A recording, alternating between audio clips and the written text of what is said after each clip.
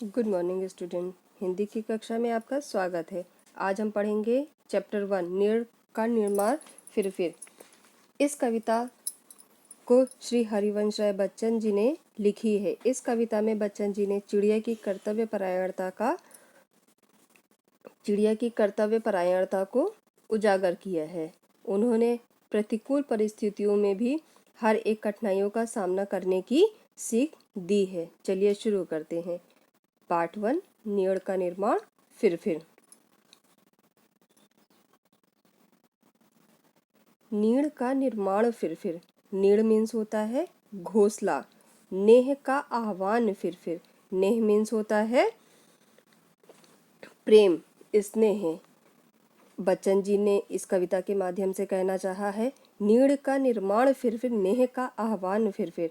अर्थात नीड़ का घोंसले का निर्माण, जैसे पक्षी घोंसले का निर्माण बेर दोबारा मतलब बार बार करना चाहते हैं, उसी तरह नेह का आह्वान फिर और प्रेम और स्नेह का आवाहन फिर। उषा की एक उम्मीद, प्यार की किरण का आवाहन फिर। हमेशा मतलब अपने मन में प्यार और स्नेह को हमेशा उजागर रखना चाहिए, मतलब बनाए रखना चाहिए। वह उठी आंधी की नभ में, छा गया सहसा अंधेरा, धूलि धूसर बादलों ने भूमि को इस भांति घेरा। कवि कहना चाहते हैं वह उठी आंधी की नभ में, मतलब कि आसमान में इस तरह की आंधी उठी कि छा गया सहसा अंधेरा, मतलब चारों तरफ अंधेरा छा गया। धूलि धूसर बादलों ने, धूलि धूसर का मतलब धूल से भरी हवाओं ने बादलों को घेर लिया। बादलों में धूल से भरी आंधी उठी जिसने इस धरती को इस प्रकार घेर लिया कि रात सा दिन हो गया फिर। रात आई और काली, लग रहा था अब न होगा इस निशा का फिर सवेरा। रात के उत्पात भय से भीत जन भीत कण कण, किंतु प्राची से उषा की मोहनी मुस्कान फिर। मतलब इस प्रकार उसने इस धरती को घेर लिया कि दिन भी रात सा हो गया। इस तरह काली अंधियारी आंधी आई कि दिन भी है वो रात के समान काला प्रतीत होने लगा। लग रहा था कि अब मतलब इस काली रात का कोई सवेरा नहीं होगा। इस निशा अर्थात इस रात का कोई सवेरा नहीं होगा। रात के उत्पात भय से, मतलब रात में जो आंधी आई थी उसके भय से ऐसा लग रहा था, ऐसा प्रतीत हो रहा था कि इस आंधी का कोई सवेरा नहीं होगा। भीत जन भीत कण कण, अर्थात भीत मीन्स डरा हुआ, हर इंसान डरा हुआ था। भीत जन मतलब हर एक इंसान और भीत माने डरा हुआ। हर एक इंसान इतना डर गया था, एक एक कण इतना डर गया था कि लग रहा था कि किंतु प्राची से उषा की मोहनी मुस्कान फिर। इंसान के डरे हुए से एक एक कण इतना भयंकर डर गया था। उसके बाद उनको ऐसी उम्मीद जागी, किंतु प्राची से उषा की, प्राची मीन्स पूरब से निकलती हुई, पूर्व दिशा से निकलती हुई रोशनी की किरण। जैसे ही आंधी थोड़ा थमना शुरू हुई वैसे लग रहा था पूरब दिशा से उषा की किरण, जिस तरह से सुबह की रोशनी उषा की किरण फूटती है अपनी मोहनी मुस्कान लिए हुए, वैसे ही एक दिन वो सवेरा होगा। नीड़ का निर्माण फिर, नेह का आह्वान फिर और फिर वो चिड़िया अपना घोंसला बनाना शुरू करती। जिस प्रकार चिड़िया अपना घोंसला बार बार बनाती है, एक आंधी आने के बाद जब सारी दुनिया तहस नहस हो जाती, उसके बाद भी चिड़िया नहीं रुकती है, वह अपना घोंसला बारंबार बनाती है। उसी तरह हम लोगों को अपना हौसला, अपना प्रेम हमेशा बनाए रखना चाहिए, उसको बार बार उसका आवाहन करना चाहिए। वह चले झोंके की कापे, भीम कायावान भूधर, जड़ समेत उखड़ पुखड़ कर गिर पड़े टूटे विटपवर। हाय तिनको से विनिर्मित घोंसलों पर क्या न बीती, डगमगाए जबकि कंकड़ ईंट पत्थर के महल पर। अर्थात कवि कहना चाहते हैं वह चले झोंके की कापे, मतलब आंधी ऐसी चली कि भीम कायावान जैसे भूधर, भूधर मीन्स पर्वत, मतलब आंधी इतनी तेज चली कि यहाँ तक कि पर्वत भी कांप उठे, जड़ समेत उखड़ पुखड़ कर, मतलब जो विटप विटप जो पेड़ हैं वो भी जड़ समेत उखड़कर गिर गए हैं। तो ये तिनकों से निर्मित घोंसले क्या चीज हैं? इन छोटे छोटे तिनकों से बने घोंसलों की क्या बात कहें कि उन पे क्या बीती होगी। डगमगाए जब की कणकण ईंट पत्थर के महल पर, मतलब आंधी इतनी भयंकर आई रात में कि उससे ईंट पत्थर के से निर्मित घर भी, मकान भी डगमगा गए। बोल आशा के विहगम।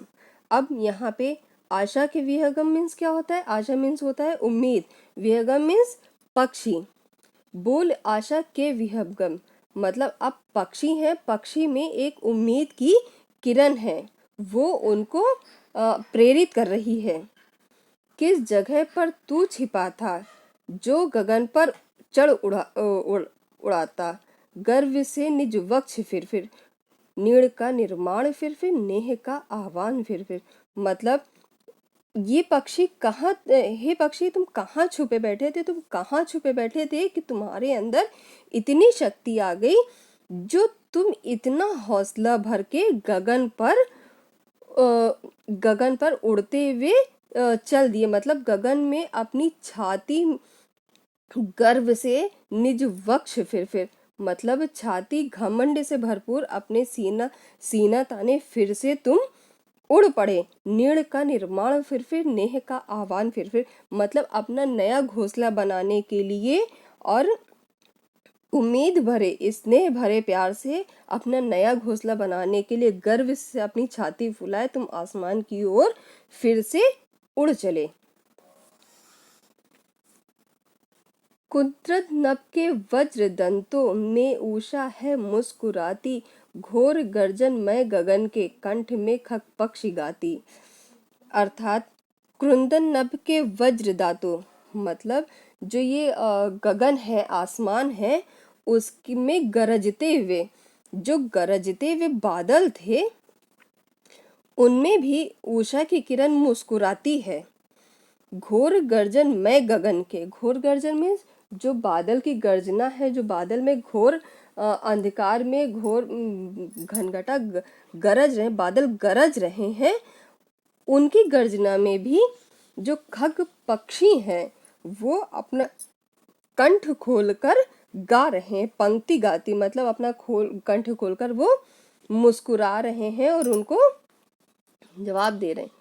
एक चिड़िया चोंच में तिनका लिए जो जा रही है, वह सहज में ही पवन 49 को नीचा दिखाती, नाश के दुख में कभी दबता नहीं निर्माण का सुख। मतलब पक्षी जो हैं वो उनको ये बता रहे हैं कि एक चिड़िया चोंच में तिनका लिए जो जा रही है, मतलब आसमान में उड़ते हुए भी जो चिड़िया अपना घोंसला बनाने के लिए तिनके को अपने मुंह में दबाए हुए वो बार बार आ जा रही है, उसने उस आंधी स्वरूप भयंकर दानव को भी नीचा दिखाया है, उसको भी इस बात का एहसास कराया है कि उसके हौसले के आगे वो आंधी, वो तूफान का दुख क्या था, वो मतलब विनाशकारी तूफान भी कुछ नहीं था। नाश के दुख में कभी दबता नहीं निर्माण का सुख, प्रलय की निस्तब्धता से सृष्टि का नवगान फिर नीड़ का निर्माण फिर नेह का आह्वान फिर। अर्थात इस विनाशकारी आंधी के बाद भी उनका हौसला दबा नहीं, उन्होंने अपने घोंसले के निर्माण करने का सुख, उसको बार बार इतनी प्रलय आने के बाद भी उन्होंने अपने घोंसले का निर्माण करना, उसको फिर से बनाने की प्रक्रिया को नहीं रोका।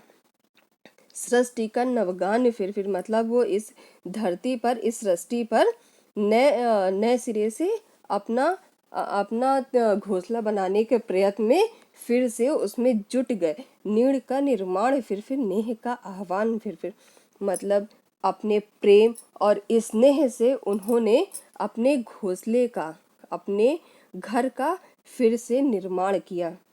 इस कविता में हरिवंश राय बच्चन जी ने कहा है कि चाहे जितनी दुख आए, चाहे जितनी तकलीफ आए, चाहे जितना भी कष्ट हो, इंसान को अपने प्रयत्नों से, अपने कर्मों को हमेशा आगे, अपने कर्मों द्वारा हमेशा आगे बढ़ना चाहिए, उनसे कभी पीछे हटना नहीं चाहिए। हमेशा जीवन में मेहनत करके अपने जीवन को हमेशा आगे बढ़ाना चाहिए और दुखों का, मुसीबतों का, कठिनाइयों का सबका मिलकर डट कर उसका सामना करना चाहिए। आई होप सो क्लास आपको ये कविता पसंद आई होगी, इसका अर्थ भी आपको समझ में आया होगा। आपने इस पाठ को बहुत अच्छे से पढ़ा, सुना। Thank you so much everyone. Okay class.